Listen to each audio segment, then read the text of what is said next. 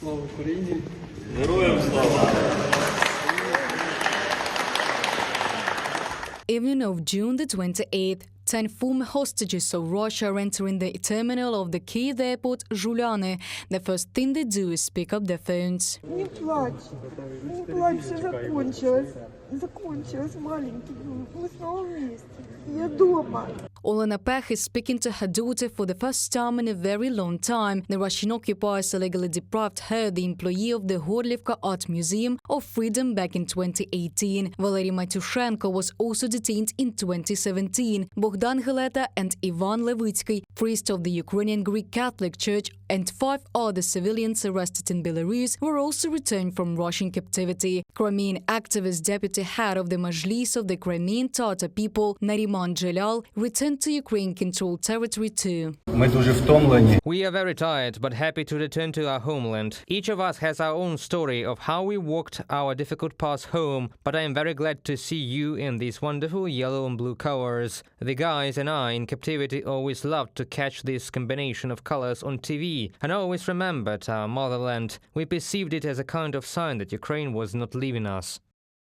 For several years, Dzhelal remained the only representative of the Majlis leadership who lived and worked in Russian-occupied Crimea. On August 23, 2021, he took part in the first summit of the Crimean Platform in Kyiv. After returning to Crimea, Russian security forces illegally arrested him. Dzhelal was sentenced under 3 articles at once, from smuggling explosives to sabotage, to 17 years in prison and a fine of 700,000 rubles. The occupation court also passed illegal sentences to activists Asan and Aziz Akhmetov. At the end of 2023, Dzhelal was transferred to Siberia. The deputy head of the Majlis and other civilians were subjected to torture during their imprisonment. The Russians tortured them physically and used psychological violence.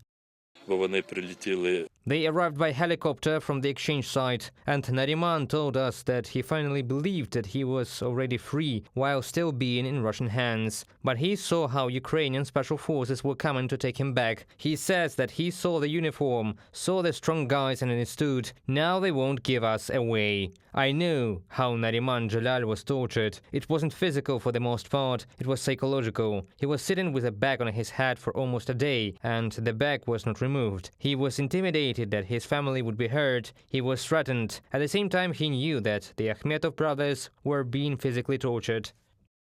Ukraine was able to prove in the European Court of Human Rights abductions of people in Crimea temporarily occupied by Russia, illegal detentions and torture, forced change of citizenship, systematic mass searches, attacks on religious leaders, discrimination based on ethnicity, and a whole range of other illegal practices on the part of the Russian occupation administration in Crimea. The Grand Chamber of the ECHR found Russia guilty of massive violations of the European Convention on Human Rights.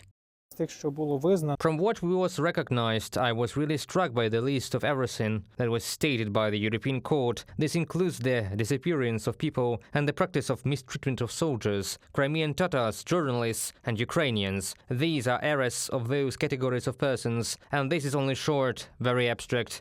The case was being considered for more than 10 years. Ukraine filed a lawsuit against the Russian Federation in the European Human Rights Court back in March 2014. This is a devastating case against the aggressor country because Ukraine won on all counts, says the representative of the President of Ukraine in Crimea, Tamila Tasheva. At the moment, various international courts are considering a number of other claims against Russia filed by the Ukrainian side. Therefore, according to Tasheva, a positive decision of the ECHR will also affect these proceedings. In addition, the future special tribunal for the crime of Russian aggression will be able to rely on the evidence collected by the European Court of Human Rights. Reported by Diana Kolesnik, Valeria Nekapelova, UATV News.